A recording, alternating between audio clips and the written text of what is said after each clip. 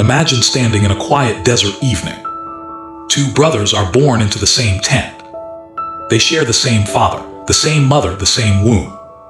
Same blood, same home, same promises spoken over their family. And yet before they ever take a breath, before they ever do right or wrong, God says something that shakes us. Jacob I loved, Esau I hated. How can God say that? Did he hate a baby? Did he reject Esau before he had a chance to live?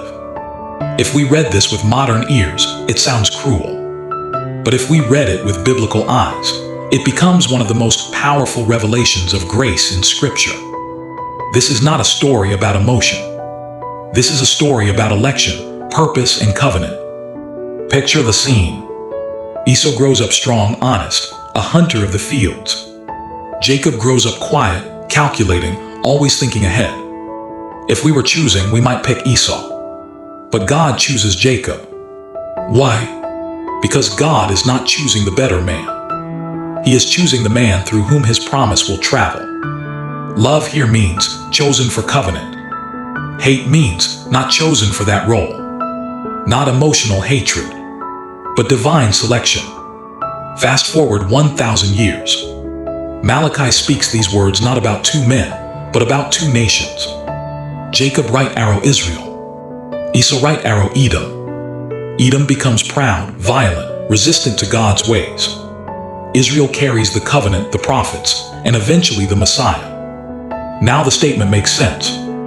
God is saying, I chose the line through which redemption would come. I did not choose the other. This is about purpose, not personal rejection. And here is where the message becomes deeply personal for us. Jacob was not morally better than Esau. Jacob lied, deceived, manipulated. Yet God chose him. Why? So that no one could ever say, God chose me because I was good. No. God chose Jacob so the world would know. God's plan moves by grace, not merit. This is the beauty of the passage. Jacob I loved means I placed my covenant, my promise, my redemptive plan on him. Esau I hated means I did not assign him that role in the story of salvation. It is covenant language, not emotional language. And the preaching power of this truth is stunning. You are not where you are in God's plan because you were the best. You are there because God is gracious. He chooses. He appoints. He assigns purpose. Not because of who we are, but because of who He is. So when you hear, Jacob I loved, Esau I hated, do not hear cruelty. Hear this. God's purposes are driven by grace, not human worthiness. Let me bring the message home like this. 2 boys, 1 womb, 1 family. And a God who makes a choice that confuses the human mind. Jacob I loved, Esau I hated. Not because Jacob was better. Not because Esau was worse. But because God was revealing a truth we desperately need to understand. His purposes move by grace, not by human merit. Jacob's life tells us something humbling.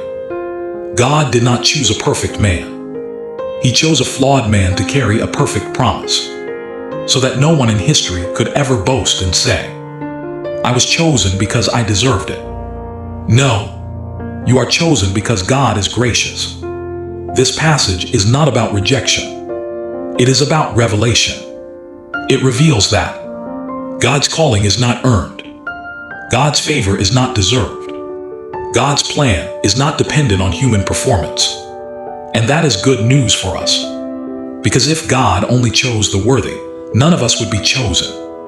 So when you hear, Jacob I loved, hear this. I place my purpose on whom I will by grace. And when you hear, Esau I hated, understand, not everyone is assigned the same role in my redemptive story.